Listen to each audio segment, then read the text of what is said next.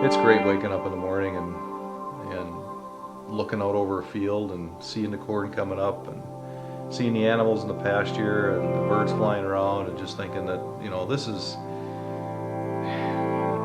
this is the place God gave me to take care of.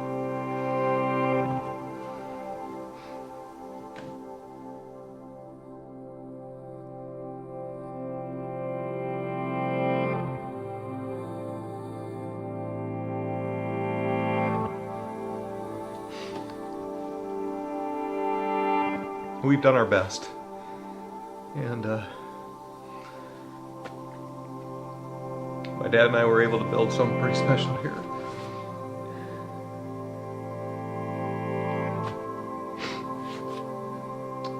And I just hate to see that all go to waste. It's, we've had people approach us and say we should put a golf course here, or we should build houses here, and no way.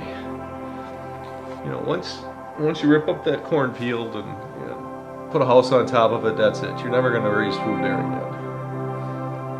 And I guess deep down in, I'd love nothing more than to stay here the rest of my life and work this farm, but it's tough to do it alone.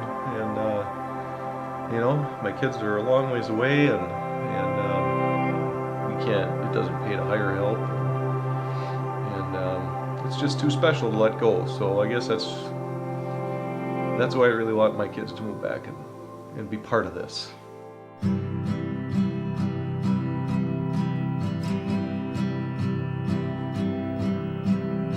I still regret it every day, not being here for him over the last 7 years. While in college and paying off my student loans back in Virginia. I know it was really hard on him, even though he'll never admit it, but it's been really hard on him. I mean, he did the best that he could with a few hands that he had left. I mean, he was pretty much the only one left here to work the land, other than my mom, of course, but he really has been a true hero in my eyes. There isn't very many guys out there that would have the work ethic and the ability to do what he did. But sadly, with my grandma having to move off the land, I mean, it might be for nothing soon. My dad, Jerry, he worked the whole first half of his life in an office downtown in the city. And he liked nothing more than to come home in the evening and work in his garden and mow the grass. And he taught us kids all the joy of going into a weedy garden in the morning and come out of it in the evening and looking back on your work and your back is sore and everything else, but taking the pride and looking at the work, what you've created. He was getting a little bit older, and he says, maybe we should look for something a little bit bigger. The city then was pushing out around us, and it was getting traffic, and all you could hear was cars. And he says, let's look for something else. I said, all right, we're in. So we started looking, and it wasn't too long after that the realtor called us and says, you really need to look at this place that's going to be coming on the market next week. And we drove in the driveway, and you come up over this little rise coming in the driveway, and it's a long driveway. It's about a quarter mile long, and set right in the center of the 160 acres. It was this old house, needed a lot of work, and the barn had been empty for a long time, full of birds, and needed some work, and the weeds and everything had been growing up around the place. And I remember Dad asking me, he says, "You think you can live in a place like this?" And I says, "Well, we'll work on it. It's it'll be all right." And walked into the other buildings and walked into the barn, and we opened the end door to the barn that overlooked the pastures, and we both caught our breath, and we just said, "Oh, this is going to be the place right here." And we never looked back. It's starting to get really rare, farmers with the average age being around 60 years old now. People just don't like to get dirty anymore. But without people like my great-grandfather, and my grandpa, and my dad, I mean, the world would have gone hungry. And it soon will if my generation and the generation before mine probably don't get back to the fields there just won't be enough food. There's something about a farm that brings a family together. Farm families, they are around each other more than any other family, and they're always doing things together. And to save the farm, to get our family back up here, for Zach to be close to his mom and dad, that would just mean so much to all of them, to have each other around. Seems like the more that time goes on, that families start to move away from each other.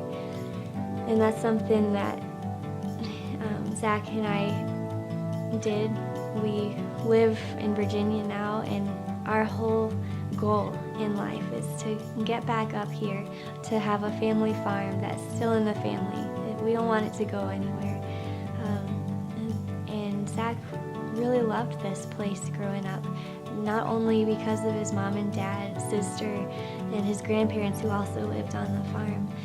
This is where he grew up. This is where he played basketball growing up in the barn. And this is where he learned about work ethic, something that I've really grown to appreciate in him. It's one of his best qualities, is when he sets his mind on something, he does it and he completes it.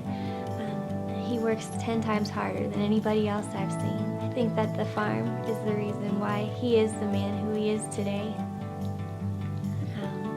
And that's the reason why he is so close to his parents, is because they all worked together and they all spent a lot of quality time growing up together.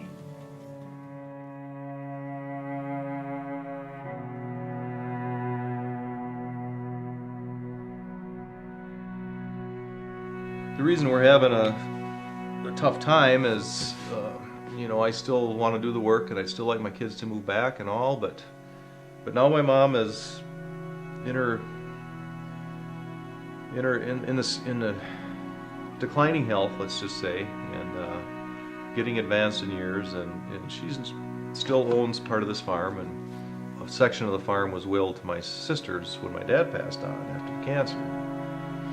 And it's getting to the point where mom's going to have to probably move off fairly soon, and taking care of her is going to be a financial burden. So what we're facing is probably going to have to be selling part or all of the farm to try to take care of her. And that's really tough to see. I hate to sell just part of it. If we sell just the part that my sisters inherited, the rest of the farm is just a shadow of what it was, and we may just have to sell all of it. So we're just thankful that we've had this opportunity and the opportunity to lay our case before you, and maybe you'll see it in your heart to help us out a little bit. We'd love to keep this farm going and help raise food for future generations.